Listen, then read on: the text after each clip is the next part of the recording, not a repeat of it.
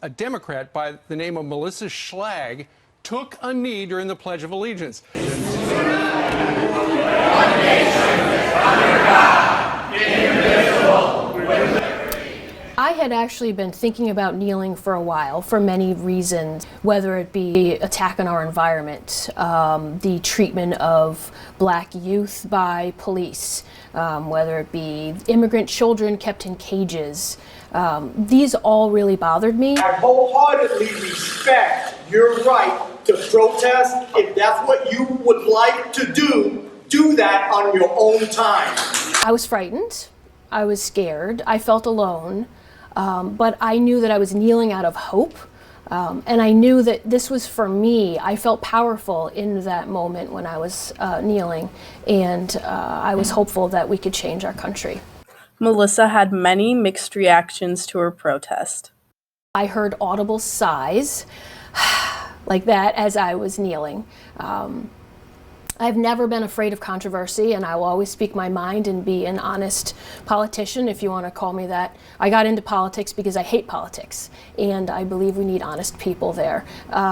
They didn't say much that evening. Actually, they didn't say anything at all about my kneeling except for the sigh.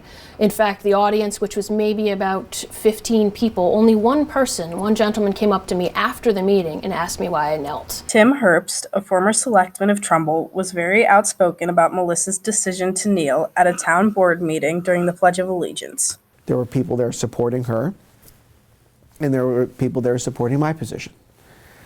The people supporting her position, as I walked up to the firehouse where the meeting was being held, were lacing me with profanities. Two people threw things at me. I don't think that's constructive, nor do I think it's productive. And I think it sets a bad example for kids like you.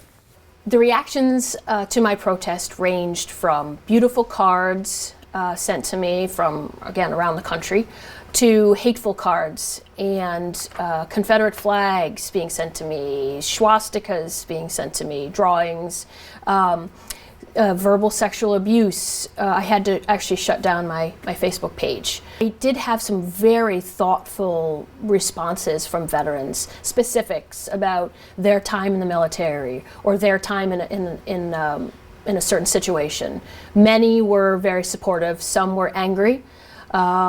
Some were angry but supported me. They stated that they did not fight in vain. They were fighting for the rights of American citizens. While they might not agree with my choice of protest, they agreed that I should be able to do that type of protest. I heard from countless people across the state who were, in fact, some African-American younger people in prison actually wrote me letters, which I felt it was very wonderful to hear from them, saying that it gave them hope. Luckily, it hasn't affected my career, but I did have quite a few people calling my boss and asking for me to be fired because I was un-American. By kneeling, I think it was the loudest thing that I could have done is kneel. And I always say it was the kneel heard round the world, even though there was no noise associated with it. I think it made people think, if they hadn't before, and it gave people strength that they might not have had before. And I've also heard from some other kneelers across the country that they have been kneeling, or they wanted to kneel, but didn't feel like they were strong enough to do that, but now they're kneeling. I think the problem is today in America, there are a lot of people that are hurting. There are a lot of people that don't have affordable health care. They don't make a living wage. They are hurting. And they take it out in other ways the only ways that they know how. Well, I don't think I'm fighting for kneeling, but I'm kneeling for fighting. I really think that we should all be on our knees for something. I don't believe in blindly saying a Pledge of Allegiance that I don't believe right now. The Pledge of Allegiance has also been a hot topic recently. Many have stopped saying the pledge for different reasons, and there are differing opinions on the issue. So the pledge doesn't mean anything to me because liberty and justice for all is not true in our country today. And I really feel that we need to get back there. But blindly saying a pledge as if you brush your teeth the same way every day doesn't really change anything. You need to act and not just repeat words that you've learned since you were kindergarten.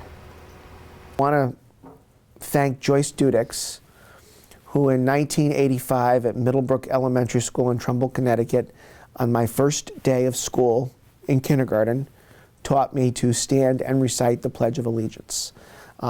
That's just who we are as a people. And when you stand and put your hand on your heart and recite the national anthem and recite the pledge, you're honoring the fact that you live in the greatest nation on the face of the earth.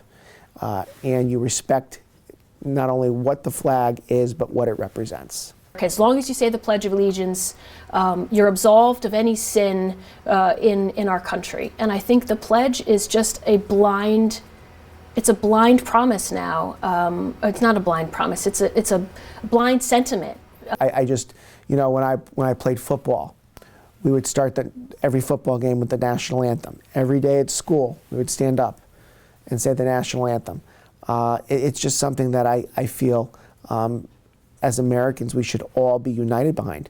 Whether you're a Republican or a Democrat, whether you're liberal or conservative, that is something that unites all of us. Though kneeling is covered by the First Amendment, many don't approve of it. I understand and I respect the fact that the First Amendment guarantees certain protections to allow for freedom of speech. So kneeling is arguably a form of free speech. That being said, I take the position that the flag and what it represents and what it stands for allows us to have freedoms that other people don't have in other countries. So I feel very strongly that while we are entitled to freedom of speech and expression, free press, I also believe that that flag represents more than 50 stars and 13 stripes. It represents who we are as a country, and it represents the freedoms that allow us to have differences of opinion, to express those opinions, to disagree. Kneeling for me is a right that I don't take lightly, and I am proud to be an American citizen, and I'm proud to have the right to kneel. For more than 200 years, we Americans have argued about the American flag, from forcing Jehovah's Witnesses to salute the flag in 1942 to recognizing that burning the flag in protest is protected by the First Amendment in 1984. The debate continues. So I don't think it's something that should divide us, but I think sometimes we as a people need to step back and say, is this really who we want to be? And is this really who we are? And can we do better? This issue has brought out a lot of passion from people and has divided the people of this country, but we are all still citizens of the United States of America and need to stay connected. Even though, while Melissa Schlag and I might disagree, I think it is a good thing that we show passion on both sides of an issue on something like this, because I think that when you respect